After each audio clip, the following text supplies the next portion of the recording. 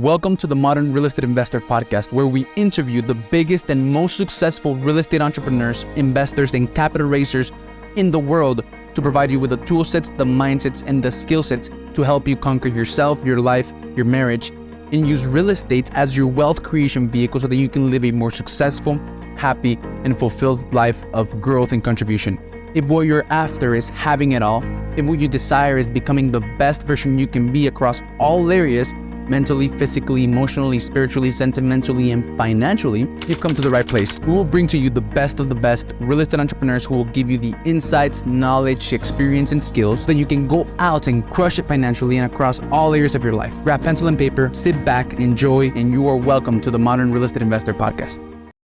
Hello, Modern Kings and Queens. Welcome to another episode of the Modern Real Estate Investor Podcast, where we interview the most successful real estate investors, capital raisers, and real estate entrepreneurs in the world to provide you with the tool sets, the mindsets, and the skill sets for you to conquer yourself, your life, your marriage, and use real estate as your wealth creation vehicle so that you can achieve financial freedom. And today I have an incredible guest with me today, super experienced, has a lot of experience that there's no other way to describe it. And I'm super excited to get to talk to him, learn from him, and just connect with him.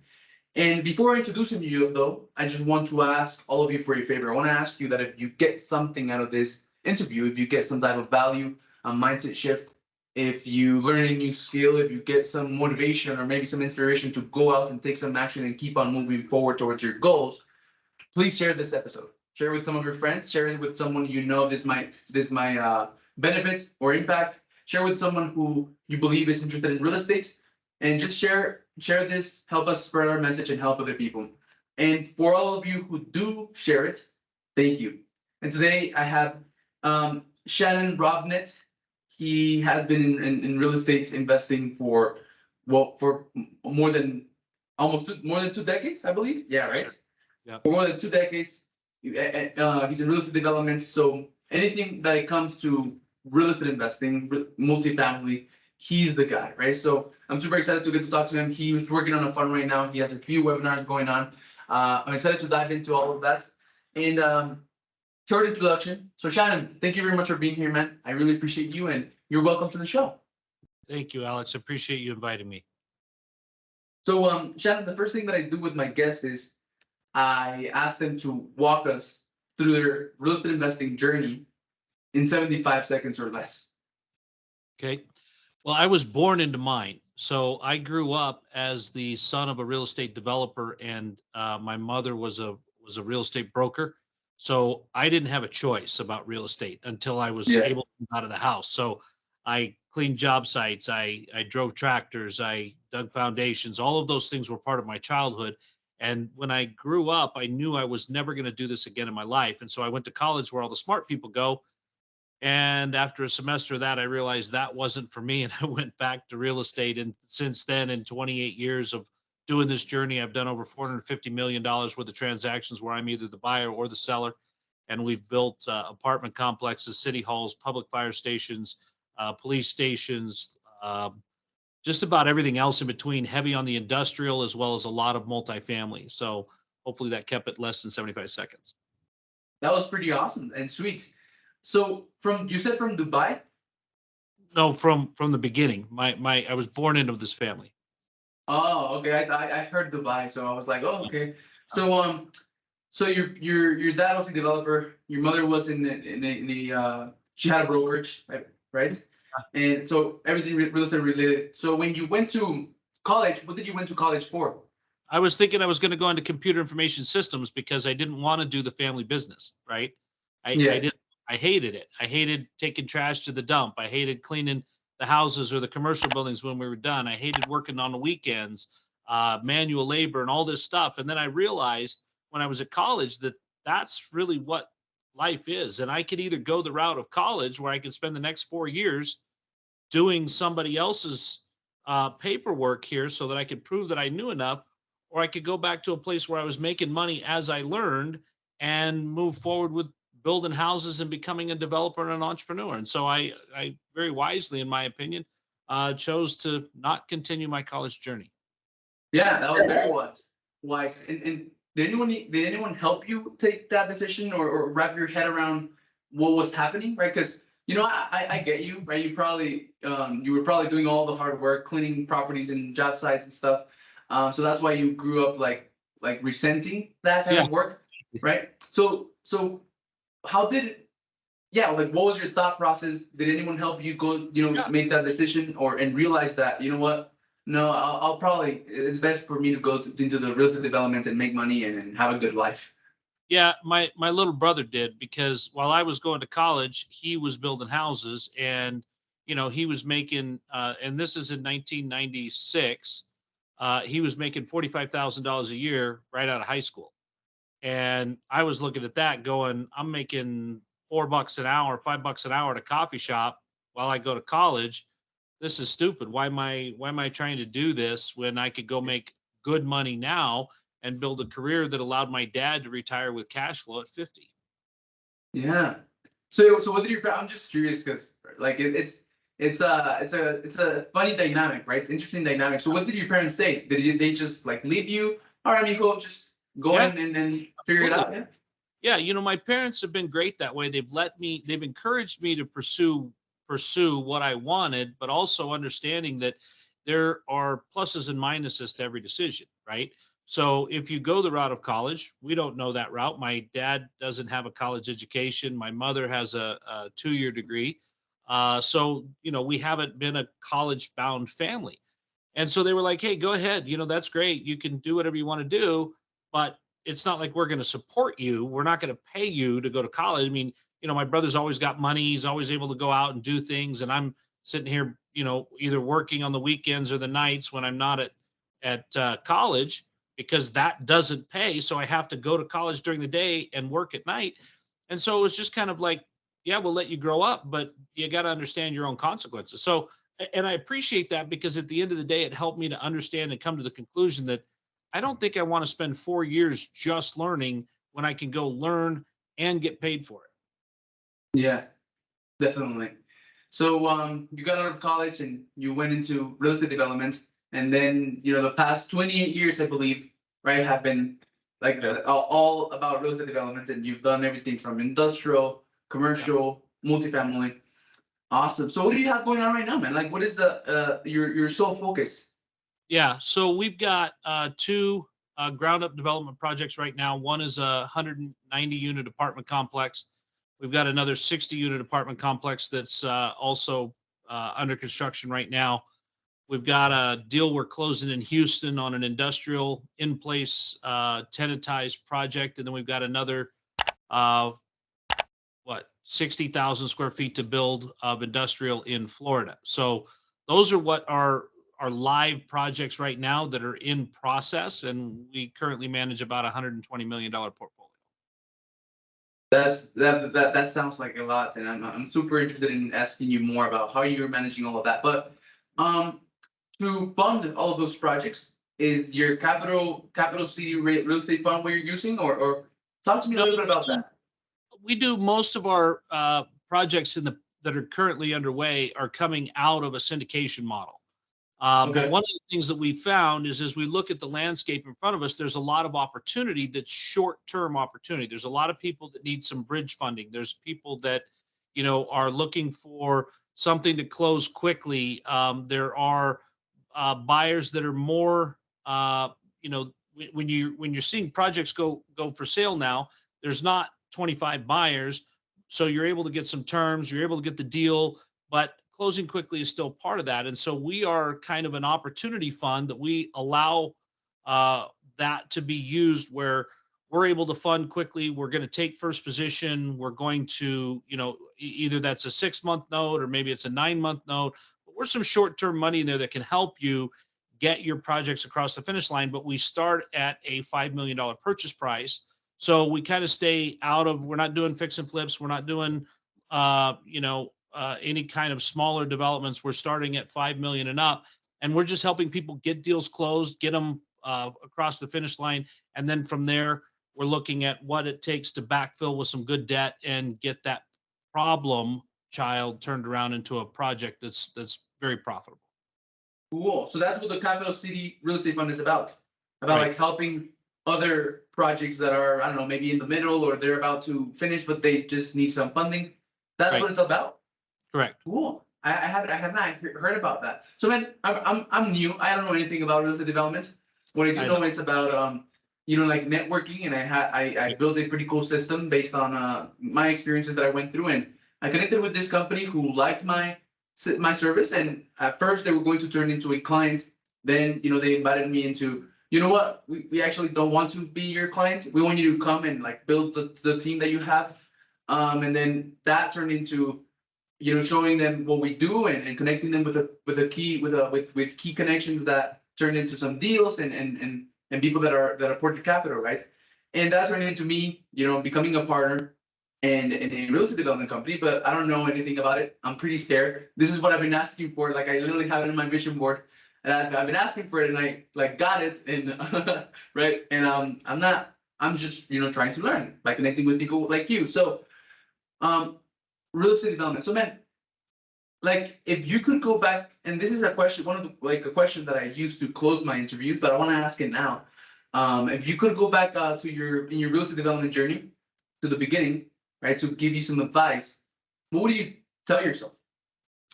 I've been asked this question a lot, and the Hello, modern kings and queens. At my company, Millionaire Network Automation, we believe in the power of networking. We believe that in real estate, your net worth is your network. This is why we help real estate investors raise capital by connecting them with their ideal investors and helping them build a massive network of their ideal investors in less than 30 days and with only 4 hours of work per week. If you're interested in this, click the link below in the description of this podcast to learn how you can propel your growth with a reliable system that will consistently help you connect with your ideal investors, build trust, add value, get your investors to promote you and put you in front of more of their investor friends, and raise more capital faster and in a much more effortless way so that you can achieve your financial freedom and still have the time and the energy to pour into every single other area of your life. So go watch the training, and you're going to have the opportunity to book a call to talk about how you can get this 100% done for you system implemented in the next 5 days. So thank you for watching, and I'll see you later, and enjoy the rest of this episode. Bye-bye. answer is I'd tell myself to get a job. And the reason I would tell myself to get a job is to do the kind of things that in my companies, nobody's ever opened the door and said, hey, come on in, look at our system, see how we develop stuff, see what we do here. We'll introduce you to this person, we'll introduce you to that person. The development community is kind of a closed community. It's kind of like we do it our way and you do it your way, whatever. But it would have really been awesome if, as a 22, 24, 26-year-old man, to gone to work for somebody else to where I could see what they do and see their systems, and instead of had to build everything out myself, invent every process, come up with everything. Because at the end of the day, I probably could have, like you have done, collapsed my time frames and gotten farther faster. Even though I would have worked for somebody else for 3 years, 4 years, 5 years, once I got done with that, I would have been able to get to my 15-year or 20-year goals in the next 5 years. And so I would have been farther ahead. The other thing that I would tell myself is partner, partner. Find people that do what you don't. Don't be so proud that you have to figure out how to do it all. Hey, I'm going to do this project as soon as I can figure out how to do this. No, no. Alex, go find somebody that does that. Make them part of your deal, learn from them, watch how they do it. And when you're done with that job, they have made incredible money and you now know what they know. That's the easiest way to do it. But everybody starts, goes that I got to figure it all out myself. I can't have any help. I can't let anybody else in my circle. I got to do this. I'm self-made. But that's not really the best way to do it. Cool. I just realized something, man. Thanks. So the other thing is, you as a real estate developer, what is like your main job? Because I don't know, you're not doing construction or right or on the job site or anything, or maybe you are, I don't know. But like, what do you think should be real estate developers' sole focus or main focus? My main focus is finding the deal and putting it together. And the reality is I've been doing it 30 years, so I can literally look at a piece of land, kind of make a few assumptions, a couple of phone calls, and in half hour, 45 minutes, know if this is going to be a viable deal or not. And then from there, it's about putting the right people in place to get the plans built out, to get the the vision for the city so they can see what we want to do, get the zoning change, do the things that are necessary. Whereas, a lot of times I've spent my time doing all those things myself, which means I could do one project. But as you grow, you learn that you say, hey, you know what? I want to find a guy that's really good at getting entitlements done and have him do this, and then work with a company that's really good at drawing the plans and getting this part done so that I can free myself up. Because as soon as I get all the players together and sit them around the table, then I'm going to go find another deal. And while I'm finding that other deal, it's going to cost me some money for sure. But at the end of the day, I'm able to bring in another deal that's going to 2x the money and free up the time. And so again, it's about collapsing those timelines to say, great, while you guys are getting this project done, I'm going to stack another one in here that's going to start 3 months after or 4 months after the next one, the last one. And then here we keep going to where every 4 to 6 months, we're starting a new $60 million job. Cool. So basically two things: getting the right people in place, right? Yeah. And finding the deals. That's your main job. And how do you go about finding those deals? What does that look like? Like, what is there to find? Do you find the land? Do you find, yeah. Yeah, that's actually haven't been asked that question. What is there to find? A lot of it, Alex, is just intuition. It's gut. I mean, I looked at 5 deals today, and 3 of them immediately I know won't work, and the tenants aren't the right kind, and the rents are artificially high for the area, and just all the different things. And so part of that is to get comfortable enough to be able to look at something and in less than 10 minutes decide if you want to dig deeper, you know? And you're looking at it going, hey, there's good cash flow here, and hey, this assumable debt is good, but if I don't have the assumable debt and I got to put this kind of debt on it, the deal doesn't really work. So how much time do I want to spend on that? And what about this deal? And can we build it for that kind of money? And will these things happen? All need to be in the front of your brain and practiced enough that in 10 minutes you've made that decision. And then from there, you're going to start spending money, right? From there, you're going to start empowering people and turning people loose. And that costs money, right? Because your staff doesn't work for free. Your consultants that you hire don't work for free. And the more time you spend on that, the more at risk cost and capital you have. And you want to be sure that you're dialing that in really, really early, especially if you're looking for something that might need a backup plan or a second exit or something else. Cool. So gut feeling, most of it, right? I'm sure you have your process, right? Like that you go through to decide whether or not a project will be viable or not.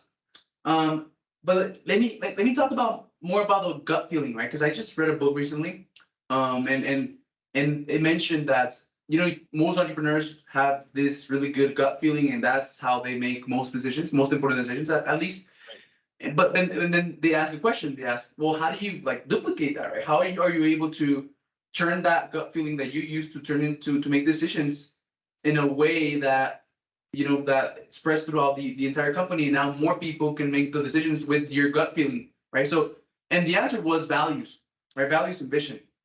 So I'm curious, man, what are your values and what is your vision? So for example, so I'm all about being a modern king and a modern queen, and focusing on that purpose for the past couple of years, since my daughter was born, has just brought really good things in my life, right? And documenting my journey. And I'm literally not really doing anything. I'm just like following my heart, and everything seems to be falling into place, right? And it's literally nothing has to do about me. And what I'm trying to say is that right now, I was meditating the other day, and the vision, like something popped up in my mind, and the vision that I want to use to develop is that I want to develop properties that inspire people to develop themselves across all areas, right? So that's my vision, right? And my values are purpose, growth, and contribution. So what are yours, man? I'm curious. I've always wanted to ensure that I live a purpose-driven life, because just doing it to do it seems like kind of a fool's errand. I mean, it's like when people say, well, why did they climb Mount Everest? Well, because it was there. I think that's really kind of a stupid reason to do it. I do what I do because I want to make sure that I have provided the opportunities for my community and my family to reach their highest potential as well. And whether that's in this company, whether that's passive income, whether that's retirement, whether that's whatever it is for my investors, whatever they're looking for, to make sure that we provide an environment that protects that, nurtures that, and grows that so that they've reached their goals through partnership with us. And so a lot of that is really driven around the axis of knowing your investor. It's not just about, hey, Alex, give me some money, let's do a deal. It's knowing, what does Alex trying to get out of this deal? What is it that this money is going to do for Alex? Because any idiot can make an investment for you, right?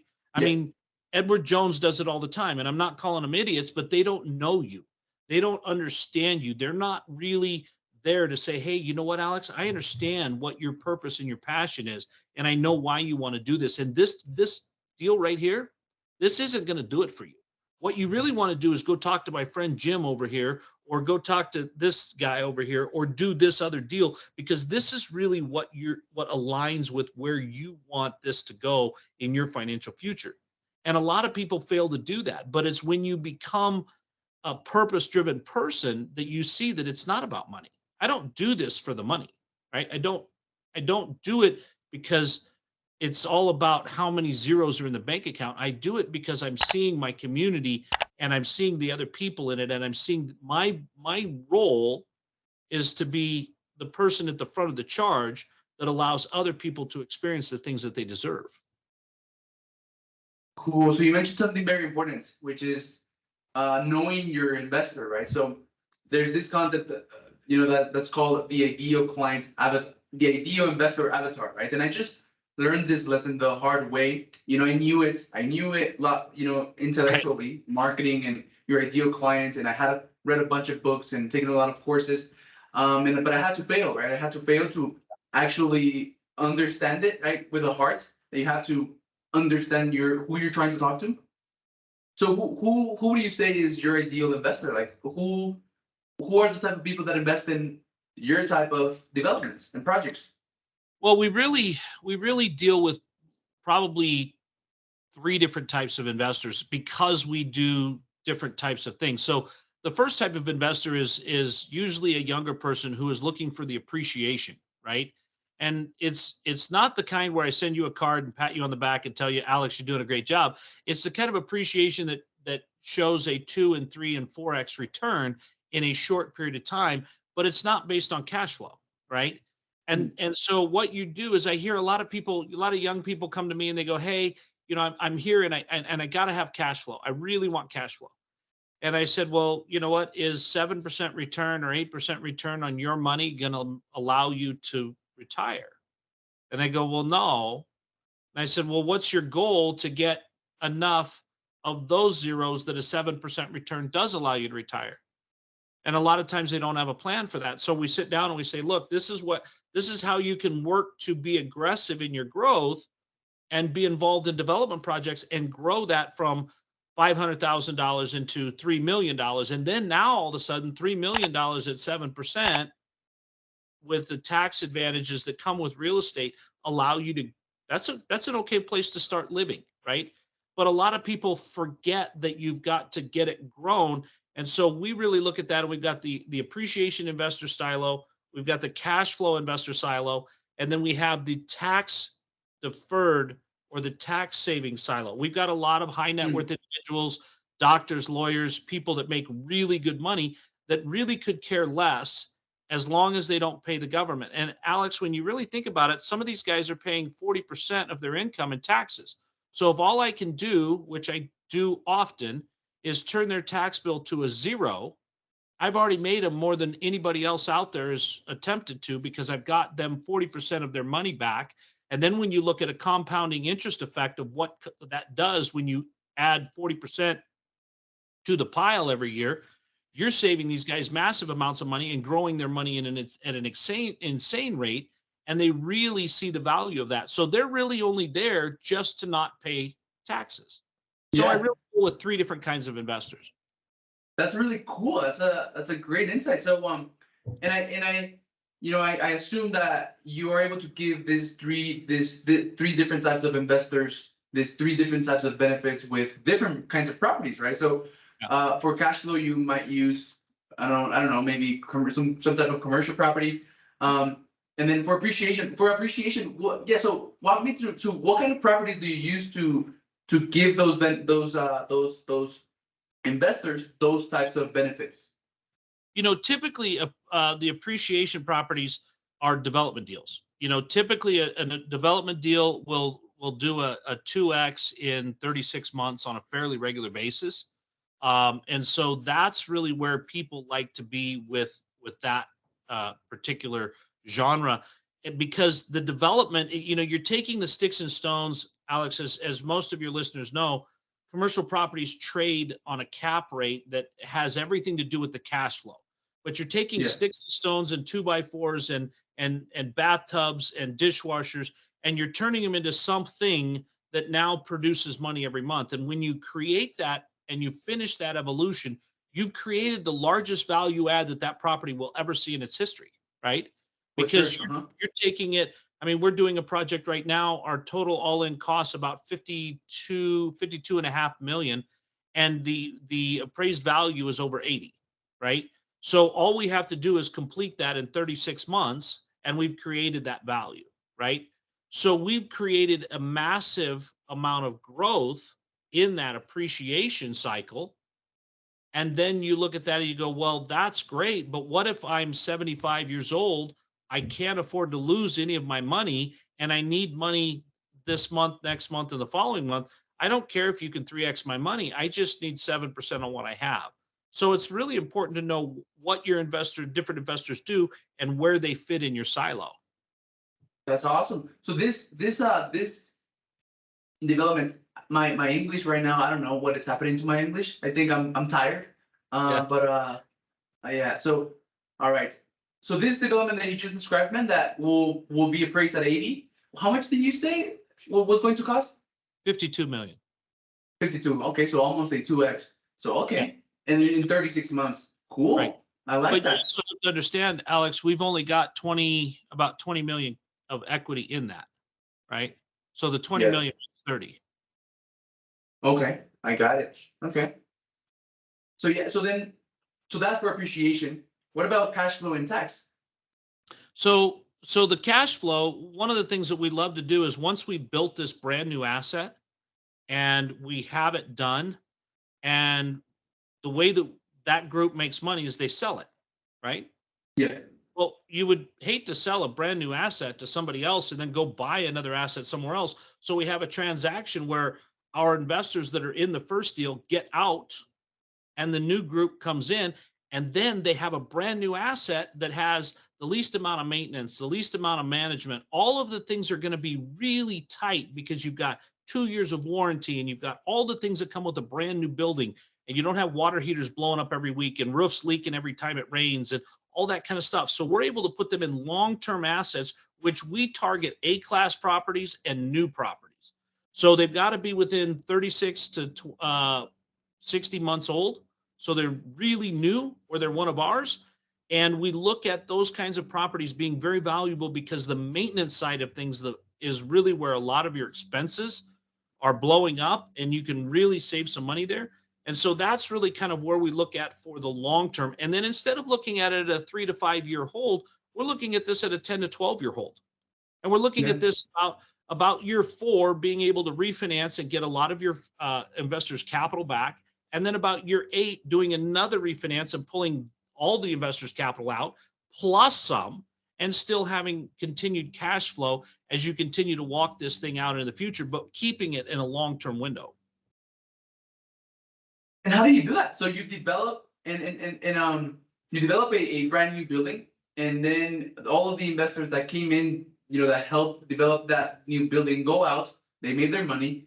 So now yeah. So how does that dynamic work? I'm curious. So you go to the market, you look at what the market says, you look at what the appraisal says. When you look at selling something, Alex, you probably got about 8 or 9% in costs to sell something. By the time you pay your real estate commissions, your title insurance, you pay all of your fees and everything else that goes along with that, you've got 9%, 10%. So when you look at that, if I have an appraisal that says that this project is worth $82 million, and I come out to you and I say, hey, Alex, I'll sell you this project for $82 million. And you say, well, you know what? I'll give you 85 million for it. Oh, that's great. Okay. Or I sell it to my other partners at $82 million with no costs, right? There's no realtor fees.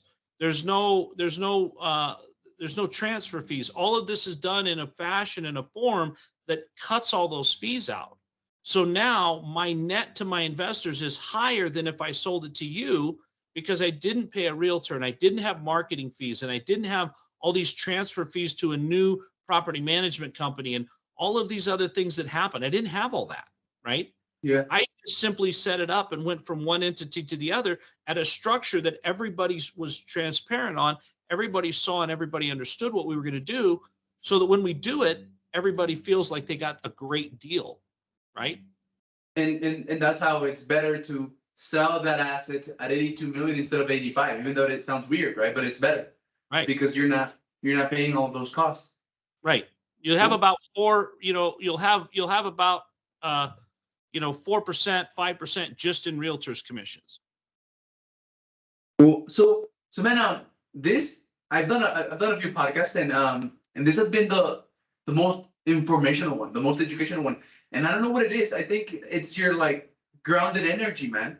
I think it's your grounded energy that grounds me and allows me to ask you like these types of questions. But yeah, it's pretty cool. I'm like learning about myself right now. So you have a podcast, right? What's your podcast called? That's the Robnett Real Estate Rundown. And so we just kind of do the same thing, but we like to make sure that we educate people because I think that, when you look at some of the mistakes that people make in real estate, like 2008, some of those mistakes happened because we didn't have enough education out there. So I like to get with people that have lots of experience in the industry, that can educate the audience, that can help people to understand what they're doing and why they're doing it so that they already know what kind of investor they want to be or what kind of part they want to play in the real estate game. So you invest other types of real estate developers, investors, and who are really experienced, and you really go deep. Yeah, we try to. Yeah. Cool. So where can we find that podcast? Is it Apple? where is You it? can, you can find it on Apple or Spotify, or I can send you the link. You can put it in the notes. Yeah, we'll go find the link and we'll put it on the notes. So don't worry. So awesome, man. It sounds like a really exciting podcast to listen to. I'm actually going to go ahead and listen to it. And so you have a couple of webinars going on. Can you tell me a bit about that?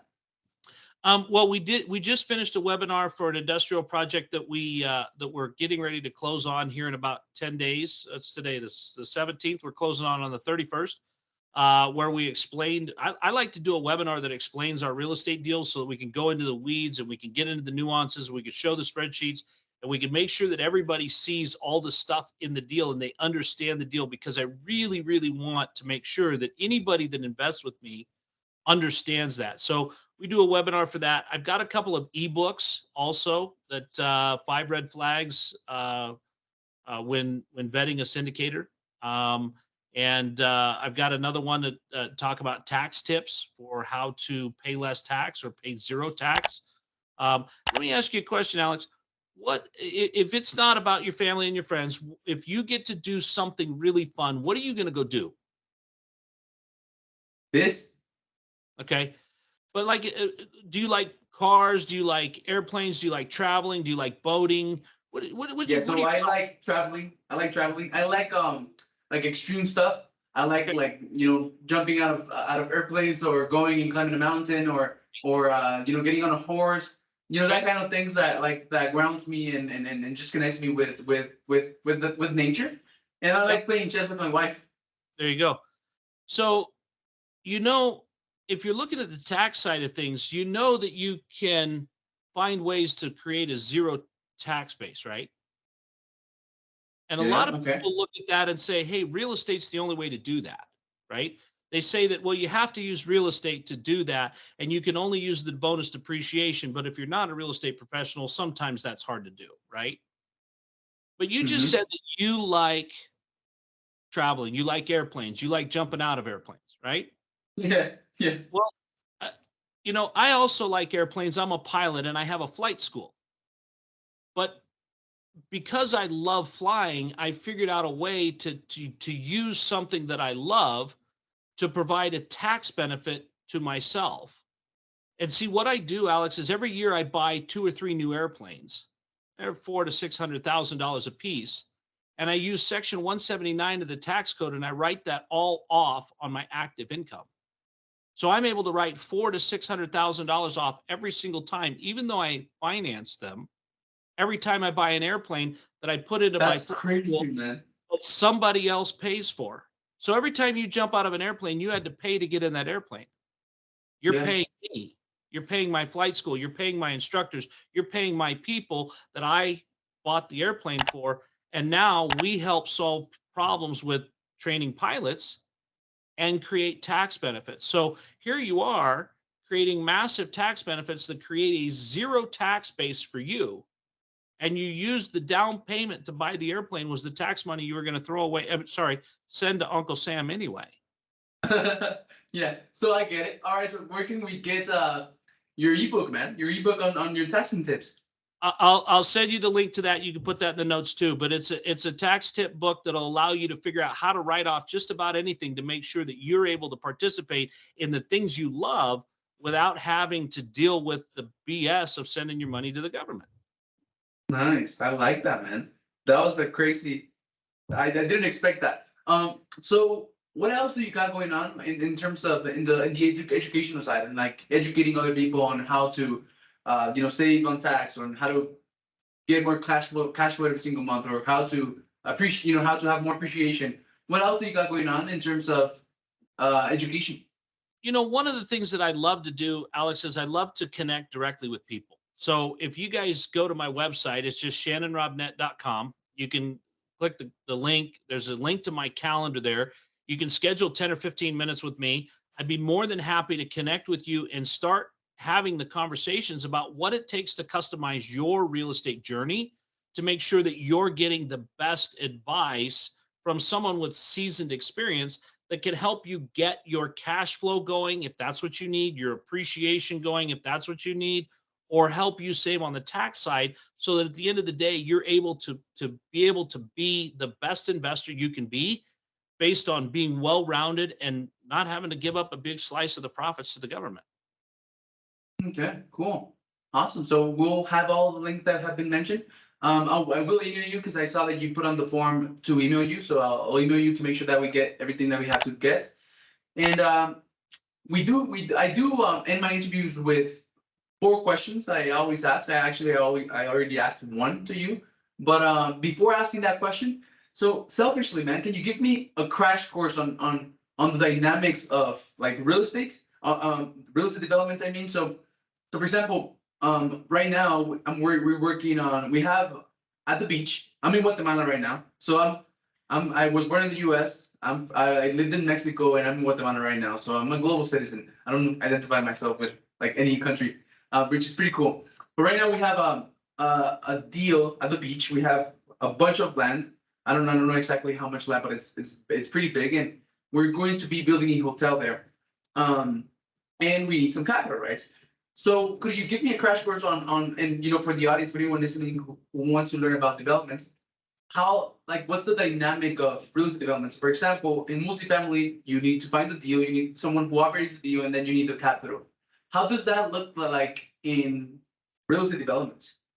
Well, the thing that everybody looks at in the one you described is they go out and they find the deal and they find the price, right? And then they look at the rents and everything and they figure it all out. The thing that most people fail to do in development is they fail to build the deal backwards. And what I mean by that, Alex, is if it doesn't matter how much land you have, and it doesn't matter how much the hotel costs if you don't know how much you're going to get for rent, right?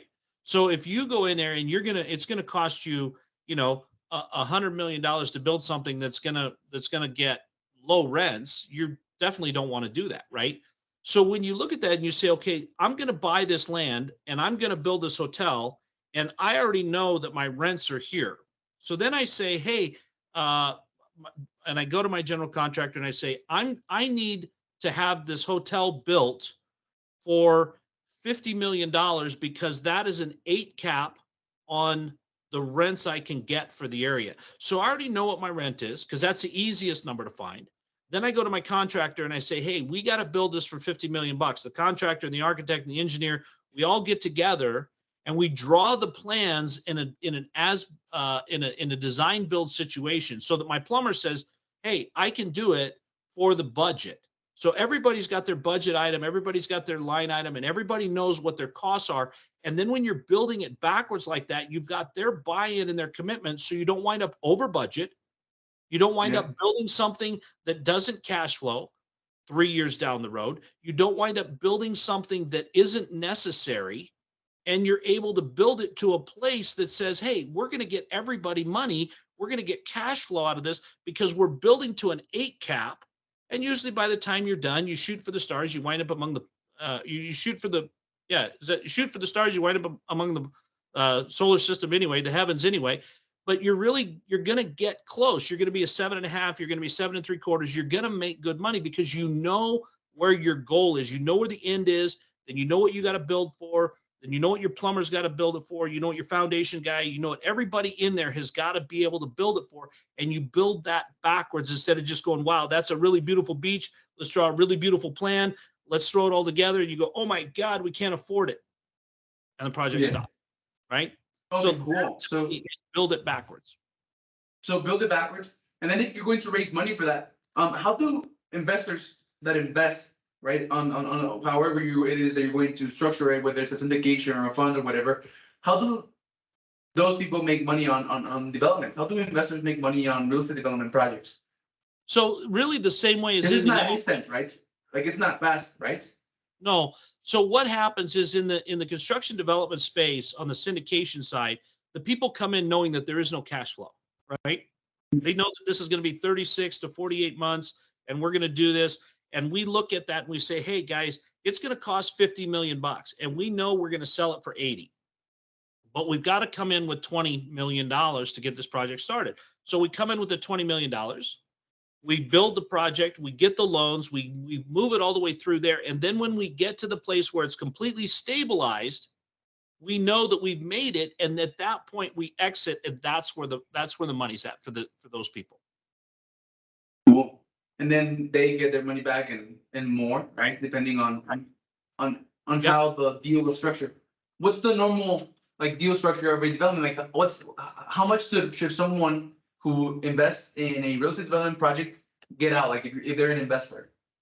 You know, I usually look at my people getting high 30s, on the IRR. They need to be getting at least the 30% IRR because of the risk they're taking, right? So, I mean, Okay. if you're seeing development projects where they're penciling in, 15, 18, 20% IRR, that's not enough money because a couple of risks, COVID, a couple other things like that, some delays would really put that thing in the dirt and it wouldn't be good for anybody. Got it. Awesome. Great insight, man. Thank you. So Shannon, the first question that I want to ask you is not the one that I was going to ask you anymore. It's actually what is a false belief? That you see most like real estate development beginners, people who are beginning in the real estate development or real estate investing industry. What do you see that holds them back, like a limiting belief or something? What do you see? I think that people think they have to know everything about it to get started, and you really don't, right? The false belief is that I have to know all of this. And as we discussed earlier in the podcast, all you have to know is somebody that does know that, right? I mean, Henry Ford, the greatest innovator of the modern times, who created the assembly line and built the cars and all that stuff, he was never the one that had the answer. He always said, you know what, that's a really good question. Let me go get somebody that knows that and I'll get back to you, because he knew that if he had to be the answer to everything, it was going to be a very slow moving train. Cool. So that is why you focus on finding deals and getting the right people in place. That's right. Cool. I like that. So then that means a lot, networking then, right? So building relationships and networking is key to be successful in the real estate investing game, raising capital, finding deals and all of that. So what advice can you give on that? What networking strategy or advice or tactic can you give on that? Well, I would think, in that same vein, find out what your superpower is. Are you good at finding deals? Because if you're good at finding deals, you're going to struggle to raise money, right? But if you're really good at people person and negotiating or sorry, networking and doing all that stuff, it's going to be really easy for you to network and get people to like you and have a good following and all that. But it's going to, if you're going to spend all your time doing that, it's going to be hard to go find deals, right? And if you're really good with numbers, man, and like your jam is a calculator, why are you trying to network with people and go find deals? Why not find two other guys that have that skill set and team up, right? So I think when you look at what it takes to be successful in syndication, it's about finding the partners that allow you to go faster together and look at that and go, man, I don't have to be everything. I don't have to go hire an acquisition manager and a underwriter I can network, I can partner with people that already have that skill set that can bring that to the table and we can blow this thing up. Partnering. Cool. So do you raise capital? I do. We've raised about $60 million in the last 42 months. Cool. So what is a successful strategy to raise capital? That is the last question. Have great deals. Really be in front of good deal flow. And this is where I think a lot of people struggle because they have a network. They could raise capital, but the deal flow is stopping at the higher tiers. You know what I mean? Yeah. When you're looking at it, especially 18 months ago, when the deals were getting snapped up and everybody's looking at it going, hey, what's your experience and how can you do this and this and this? And you've got a good network. You know you can put together $3 or $4 million, but finding a good quality deal is difficult. So if you can find somebody that has a deal that you can bring capital to, I think that's ideal because what I found is that if you have good deal flow, capital will always find you. Cool. I like that. Thank you. So, Shannon, thank you very much. I really enjoyed this episode. You've been very educational and informative, so I appreciate that. So any last words for you? Alex, I just want to say thanks for what you do and how you spend the time in the education. I have a podcast too. I know this is not easy. I know this is a time-consuming thing and it's a labor of love. So I just want to take my hat off and salute you because you are doing this to help other people realize their potential. That's not a self-serving thing. That is a others-serving thing, and you don't see that a lot in people. So my hat's off, man. Thanks, man. So where would be? So we've mentioned a couple of places that we can find you, but what would be the best one that you think? Just go to shannonrobnett.com. You'll find all my information there, all my books, everything's there. Awesome. Well, thank you very much, Shannon. I appreciate your time, and I'll see you later. Thanks, Alex. Thank you for listening to the Modern Real Estate Investor Podcast. We want you to know that we love and appreciate you, and we are super grateful about being part of your journey of becoming a successful real estate entrepreneur and having it all. Please share this episode with a friend who you think will be impacted positively. Send it to someone who you know is interested in real estate and dreams of having it all and being the best they can be across all areas. And if you thought this episode was really valuable, share it on your social media as a post or a story. We have a special gift for all of those who contribute to the Modern Kings and Queens movement. So for those of you who decided to share this episode and help us spread our message, send me a message letting me know on any social media platform at Alex Ramirez, the Modern King. I have a special surprise for you. Thank you for watching, and I'll see you later.